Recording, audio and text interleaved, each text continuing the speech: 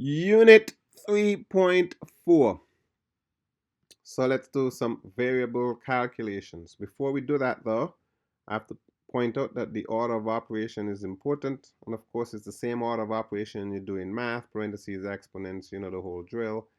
This is written like that with a little curly brace around them because these are of the same order of precedence. That means you do them left to right in the order they appear. Same is true for addition and subtraction. However, there's a new one called mod. Mod is only done with division of integers. So it's a division operation, but the answer is the remainder. So I'm going to give you a couple of examples. If I had 10 mod 3, the answer is 1 because 10 divided by 3 is 3 with remainder 1. Mod is written with a percent sign. So if you see these down here, you're wondering, what are these things? These are mods. Okay, so if I say, what is 10 mod 5? You should say 0 because 10 divided by 5 is 2, remainder is 0. If I say, what is 15 mod 10? You should say 5. If you get the picture of doing the mod, it's just a division and the answer is a remainder. That's an important operation in computer science. So let's go ahead and try example 1. Example 1, if you were to solve it, you have to go step by step. A computer is an algorithmic machine, and the intention here is that you have to write your code step by step, walking through the algorithm. So you can't just do anything anytime. Okay, if you do that, you lose all the points on a quiz. You have to do it in order. So if I'm looking at this, the first thing that gets done is this, because parentheses are first. So 8 mod 4 is 0. Realize I write everything back. This comes back, that comes back, everything but this becomes 0. That's the first move. Second is 10 divided by 3. Well, that will get me 3, not 3.333, because this is an integer. Let that one sink in. It's an integer. If it was a double, then you get 3.333. But this is an integer. How do I know? There's no decimal under 10. There's no decimal under 3. These are two integers and they're divided. So answer is 3. So if you think about it, the division gets you the quotient and the mod gets you the remainder. So if you do these two together, you can get the full picture with integers. Obviously, mod can't be done using doubles because there's no remainder. It's all decimals. Now, once we do that, then we got to go 3 times 2, which is 6, and then 6 mod 0, well, that's a pound because we cannot divide by 0. That's called a divide by 0 exception. An exception is just an error. I'm going to run this so you could see it. You're going to see the error pop up right here. Okay, it's an exception. You divide by 0. That's not good. So when you write code, you want to make sure you don't divide by 0. So let's consider this bad code. So this is bad. This is bad code here, and we're going to take this print out. We don't want to do this, but I have to show this to you because whenever you divide by 0, it stops the rest of the program. It crashes. Okay, so we want to avoid that. Example 2. We're going to just go through a number of examples. Here's a longer one. Okay, now we have 3 parentheses. 1, 2, 3. The outer one. Okay, there's a big parenthesis here. So we got to do them in the order they appear. So we got to go this one first, then this one second, then this one third. Let's go to this one. I'm not going to write this down. I'm suggesting that you go ahead and write it down following this type of order here so that we could see that you understand exactly how this gets executed. So this one, this does first. So if you were writing this down, the outer parenthesis would still be here. This would change to a 4. It'll be 4 divided by, open parenthesis, 6 divided by 3, and everything else written back. The next guy to go is him. Now it's going to look like 4 divided by 2, right? Because 6 divided by 3 is 2. Everything goes back. And then we have to do this parenthesis now, which is 4 divided by 2, which is 2. So now we have 2 mod 5 divided by 9 divided by 3. So let's go with this 2 mod 5. Okay, because that's the next parenthesis that needs to be done. 2 mod 5 is 2. Let me go ahead and make that statement here. If you're doing a mod and the integer in front is smaller than the one after, the answer is the guy in front. I'll say it again.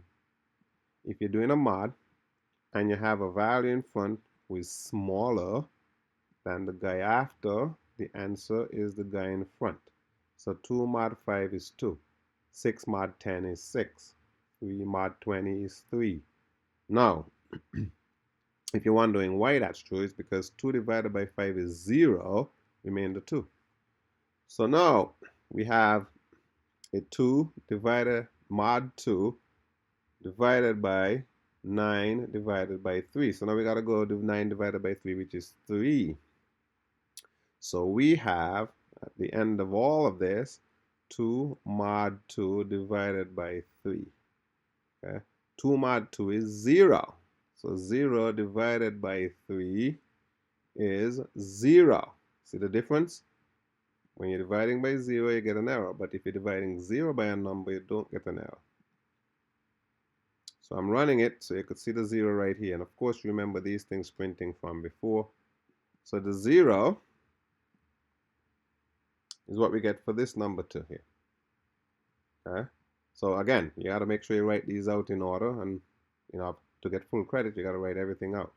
I didn't, but I showed it up here. So your job is to go ahead and make sure you write everything out in this guy. All right, so the next thing I'm going to do is mixing types. Okay, next example. So what am I talking about when I say mixed types? Well, here is n, an integer, a new integer was created and assigned. Okay, so we declared and assigned all in one step. So we have this n, 4 bytes, and it has a 6 in there. Then we have a result, not assigned anything yet, but declared. And then right after we have some calculations. We have integers on the right here, and we have a double on the left, and that's something we talked about saying that should not be, but it's okay because it's called an automatic cast. Automatic cast. Let's just remember, right up here we were talking about that, and we're talking about the automatic cast right up here. So this thing happens automatically. So yes, it's going to turn all of these integers into a double, but after we're done. So let's do the order of operation. This is going to be done first. Okay, so n is 6, so it's 6 plus 2. Then 6 plus 2 is going to get us 8. So 8 times 6. Okay, 6 divided by 2. So 8 times 6, 6 8, so 48. And then when we divide by 2, we get 24. But when we assign it, it's 24.0. Make a note of that. That's 24.0 when it's all said and done. So look at this. Be careful here. It prints the 24.0 and drops to a new line. Remember all the little pieces here. Then it does another calculation. So this 24 is about to get overridden. So when we overwrite this is going to make a change to the result. So order of operation again. We have n. N didn't change. N is still 6. So 6 divided by 2 is 3. Now we got to do this one. This would be 6 minus 1, which is 5. And then we have 3 times 5, which is 15. And when we assign it, it gets 15.0. And if you're wondering why it is 0.0, because results are double. So now it prints the 15.0 on the new line that was created from that, but the cursor stays after the 15.0, okay? So now we go again and we do this one. Well, 6 divided by 7 is the first one that needs to be done. It's in parentheses and it's first. That's 0. Got to remember, if it was a mod, it would have been 6. But since it's a division, the answer is 0, remain the 6. So 0 times anything is 0. This will be the next one that needs to be done. Okay, 6 plus 2 to get 8. But then 0 times 6 is 0. And then 0 times 8 is 0. And we get a 0 here. Okay, but it's a double, so we're going to get 0.0. So if we run this, it should be 24 on the new line, 15.0, and then right after 15.0, 0.0. And you may say, wait a minute, this was ln. Yeah, that's ln that prints after. So this is going to be 24 on one line, these two on the same line, and then the cursor drops to the next line. So let's run that. See, 24, 15.0, 0.0. Moving on, next example. So after going through these examples, you want to make sure you sit down and write these things out, okay? And make sure you understand how all this stuff is happening. So here we have an example 4. We have two variables now, A and B.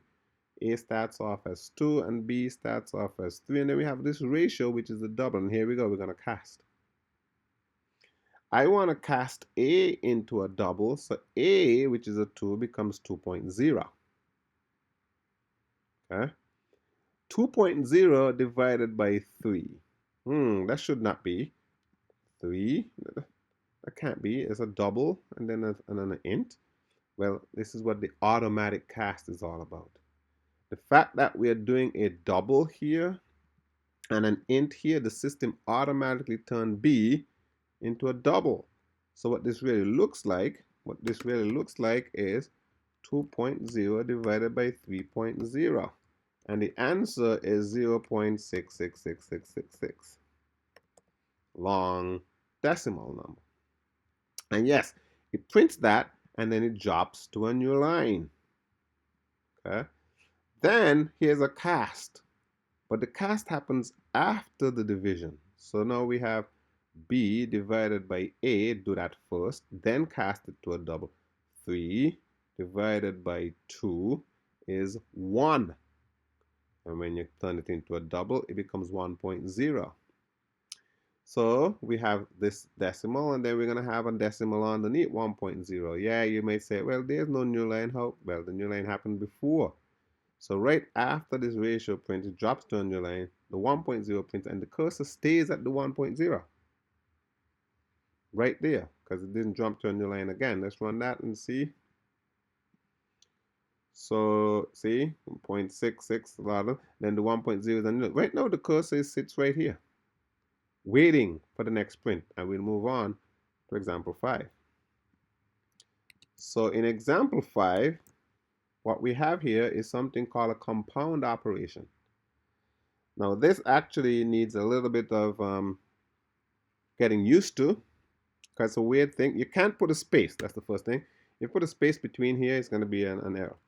So all the operations that we mentioned, addition, subtraction, multiplication, mod, every one of them, could be joined up with an equal sign right next to each other. And what you're doing here is A is equal to A plus 4. More specifically, do whatever is on the right, calculate that, get an answer, and then add it on to A as it is right now, and then assign it back to A. This is a compound operation because there's a lot happening. Do the calculation on the right, get an answer, add it on to A, and whatever A is in memory right now. Take that answer and assign it back to A, so A changes. Okay? So this gets a little tricky for some people, so you want to make sure you're paying attention and understanding what's going on. So let's run this again. So we could see that we get some 9 and 9 and something down here. So let's just go ahead and try to see if we could figure out what goes on here. Okay. So A and B were 2 and 3. They never changed up here, and they only started changing down here. So it's saying right now, take the value of A as it is right now, add on a 4, and put that back into A. So A, at this point, A turns into 6 because it was 2. The next time down, it says, take the value of A as it is right now, which is a 6. Memory is destructive. Memory is destructive. We can't look back up here. A already changed. It's not 2 anymore. So now it says take the value of A, which is a 6, and add it to the value of B, and then take that number and put it back in B. So B is 3. Okay? So that means B is going to become a 9. And we keep going like this. You're going to get questions like this, okay? So you have to show all the steps. Here we go. Next one down.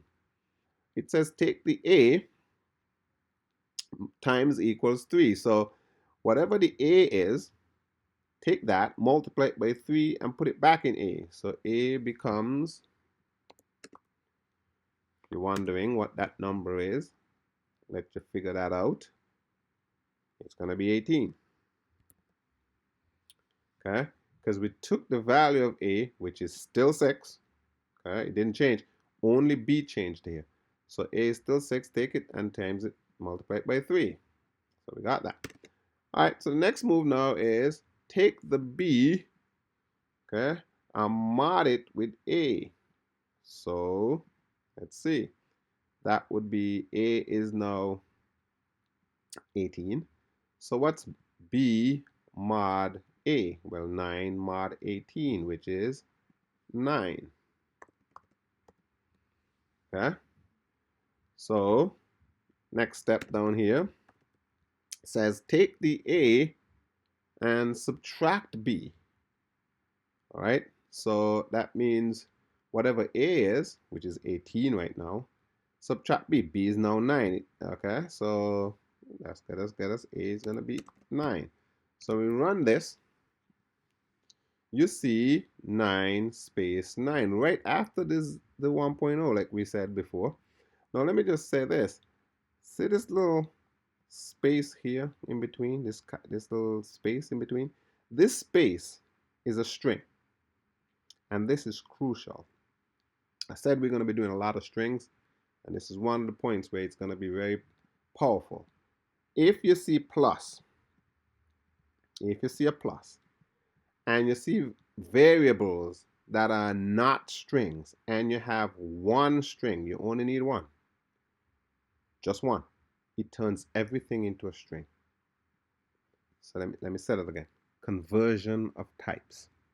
How do I convert from an integer to a string? We had string.value of.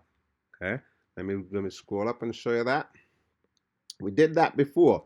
So we had the string.value of right here. String.value of turns this thing, which is a number, into a string. And that's true. Another way to do it, put a plus. This is called concatenating. Concatenating of string with numbers. So basically, because I have this one string in here, it could even be an empty string like that.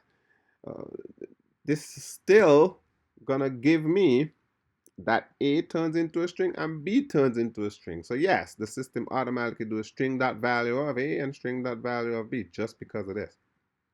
Okay, so I'm gonna run that and show you. So it's the 9 space 9. Now let's say I got rid of this. Okay, if I did get rid of this, what would happen? Well, this is called operator overloading, which means the plus sign, when you put strings in there, it's going to concatenate. But if the plus sign has numbers, yep, it's going to add them. See, it's 18. It's not 9 space 9, okay? Because this is saying add A and B. And A and B are both 9. So when it adds them, you get 18. Big difference. See how that little simple string caused a problem in here? Let's just undo. Remember that little string caused that plus to have a different meaning, which is to concat. And concat simply means put them together. So 3 things we're putting together here. We're putting the A, which is a 9, turned into a string, a space, and another 9 turned into a string. All right, it doesn't even matter what else. If I put a plus, let's say I put a plus 10, right? Let's run that. See the 10 right here? Okay, you might think, oh, it's gonna add the B to the 10. No, it won't. No, it won't. See, that one string turns everything into a string, even this 10. Okay, so you got to remember that string. That's how powerful strings are. Okay, and it doesn't matter if even if I put true, it turns that into a string too. See? I don't have any spaces between here, so that's why it's printing them right next to each other, but doesn't matter what it is, it turns it into a string. Even if I say new integer 10. Well, let's put 11. I mean, all these are different types. Okay? So clearly, this shouldn't be like this. But the power of the string. It turns that into a string, that into a string, that, and that. Even if I put a button in here, it turns into a string. Even if I put a label in here, it turns into a string. Doesn't matter what it is. That little string there, that's how powerful it is. It turns everything.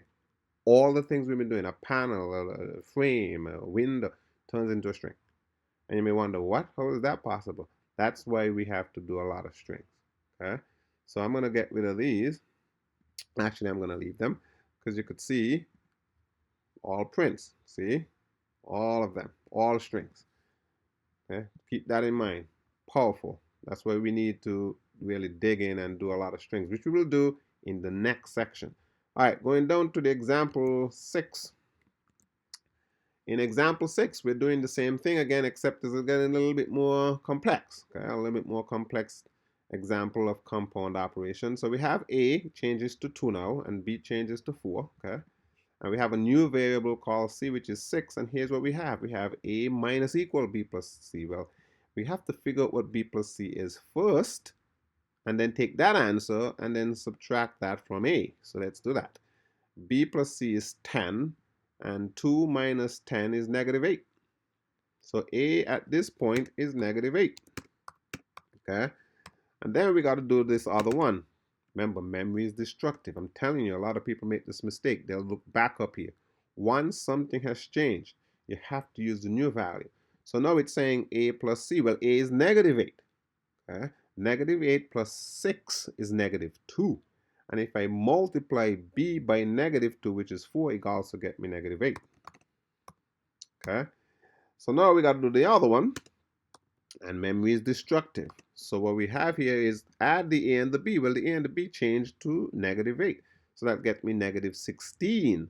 Then if I add that on to C, who is 6, it'll get me negative 10.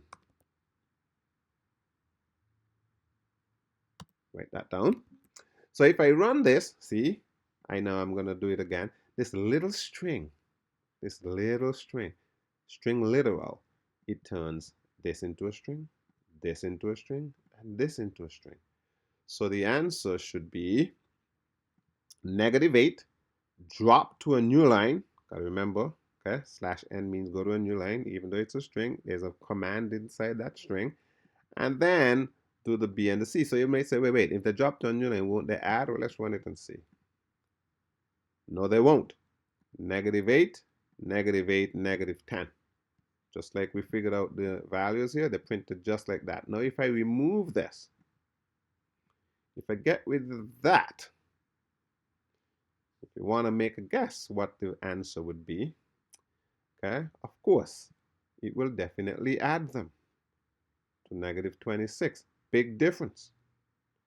Okay, so we want to make sure we pay attention to that. That's a big deal. So one little string, all it takes is one. Everything that's get added to a string becomes a string.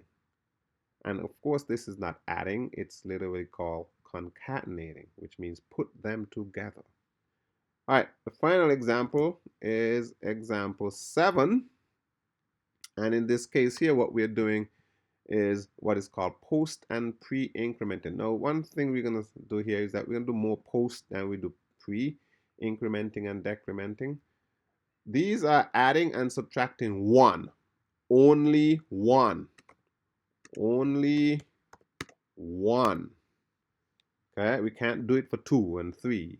Okay, it's 1, the number 1. So adding before is called pre-incrementing. Subtracting before is called pre-decrementing. Adding after, and by the way, after and before, I'm talking about the variable. Okay, the variable, and more so an integer variable. We use it more often so with an integer variable. B plus plus means add 1 after. Okay, so post.